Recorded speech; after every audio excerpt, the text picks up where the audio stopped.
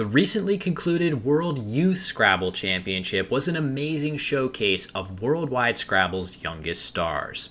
Many countries in South and Southeast Asia have extremely strong youth Scrabble programs, but in recent years the top spots have been dominated by players from Pakistan and Sri Lanka. The 2024 edition was no different, and heading into the final stretch, defending runner-up Adheesha Dissanayake of Sri Lanka was chasing top Pakistani contender Affan Salman, whose older brother Ali was champion 2 years ago.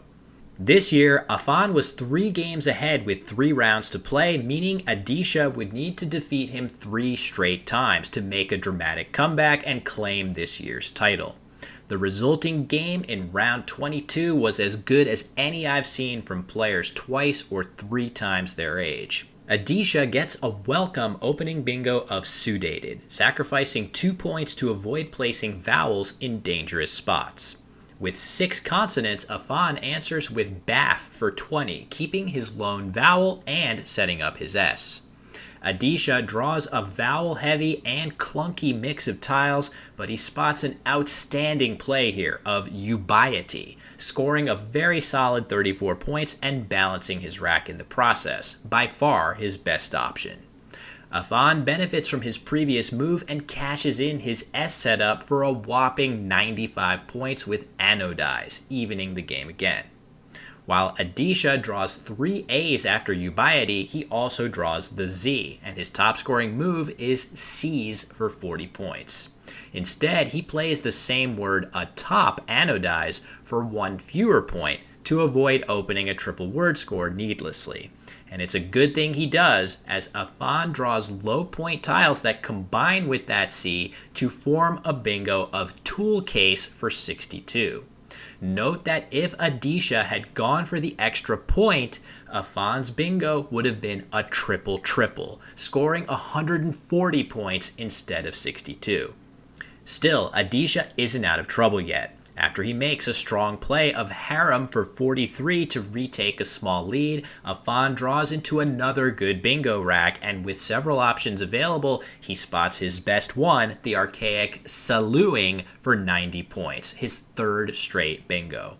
Adheesha draws some decent bingo tiles, but the V and Y set him back, and he spots the stylish strave for 42 points to shed both of them at once for a good score. This move opens the top triple to Affan, but that's a risk worth taking at this deficit. Affan's draw is awful, including 6 vowels, and rather than allow Adheesha to get a crack at the triple word lane, he plays this indispensable cry of Bacchic Frenzy to use up the spot and hold on to his N. Adheesha draws poorly as well, including the dreaded Q, and he could play something like quad here for 28 to get rid of it, but that move would keep 4 consonants, which presents its own issues. Cot for 22 isn't much better, so he makes the very clever play of crowd for 31. In addition to scoring well, this play uses up more tiles than either quad or cat, an important factor with both blanks unseen, but it also creates a volatile hook that he might need later. The U of ubiety also takes the sting out of keeping the Q. Though all 4 S's and both Y's are already on the board, Affan plays it safe and blocks the crowd hooks with koan for a very solid 35 points. Adheesha draws no help for his Q and fails to pick a blank. Again, cat is uninspiring holding so many clunky consonants, so he exchanges all 7 of his tiles here, hoping to snag a blank as fast as possible. Affan seizes the opportunity to play Japer for 44, going up by 101. Without a strong scoring play or a bingo, Adheesha is at risk of being outrun. Fortunately for him, the X allows him to play the 42-point Dixit, staying within range.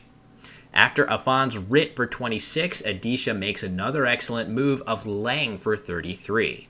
This scores about as much as he can muster here, but it also sets up his H for potentially massive follow-up plays. Something like Gera will score 56 points, for example, allowing him to get back into range without a bingo. Holding a strong lead and a blank, Affan is in a good position here. Still, a bingo like Menorah for 115 could be devastating, and other bingos still play ending in A or O like Marengo and Oregano even without the blank, so Affan decides to block. A play like Inti would reach the triple word score, but the other major consideration here is the still unplayed Q. With this in mind, Affan plays T for only 4 points.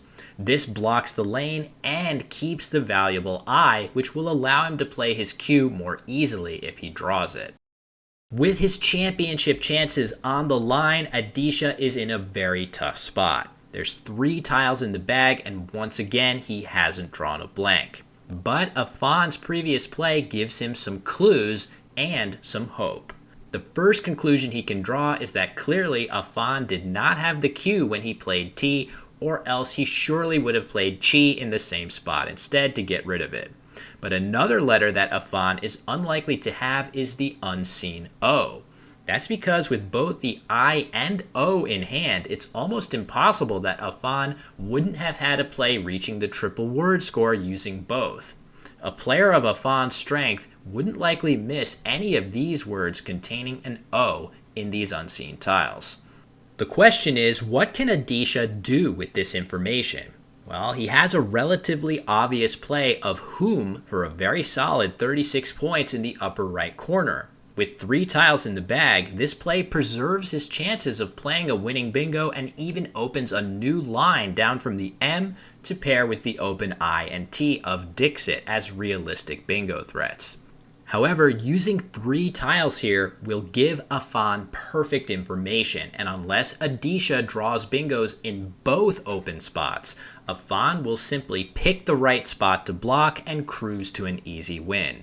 So, with his clock running down to its final seconds, Adheesha plays O for just 10 points instead. This is a brilliant choice for several reasons. First, he knows that there's a better than average chance that the O is still lurking in the bag to be drawn, giving him the O-ho hook. But this move also sets up his M with the Ohm hook, giving him even more flexibility with this lane, especially if he can snag one of those 2 blanks as well.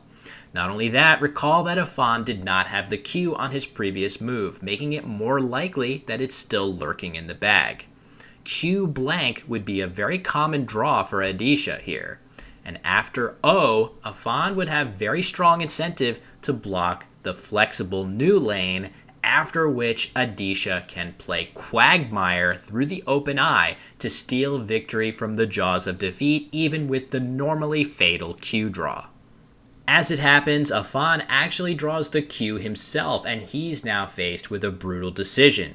To his credit, he makes an excellent move here of chins burning his blank for 27 points, blocking the more flexible lane, including possibilities like Program, Megapod, and Embargo, and forcing Adheesha to find a bingo in the much trickier spot down low.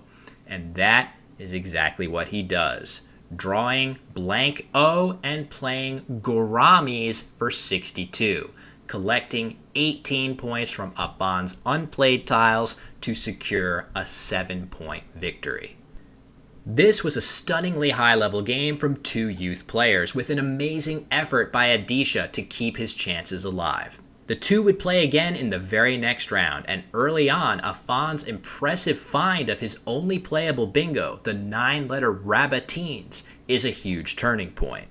After several turns of poor draws for Adheesha, he finally gets back into range, only to be hit with Affan's lovely upraise, effectively securing him the game and, by extension, the 2024 Youth Championship. Affan's dominant performance cemented his place in a growing lineage of elite Pakistani youth champions. But huge credit goes to Adheesha as well for back-to-back top 3 finishes at just 15 years of age. Congratulations to all the top finishers this year, and with youth players like this, the future of Scrabble is in great hands.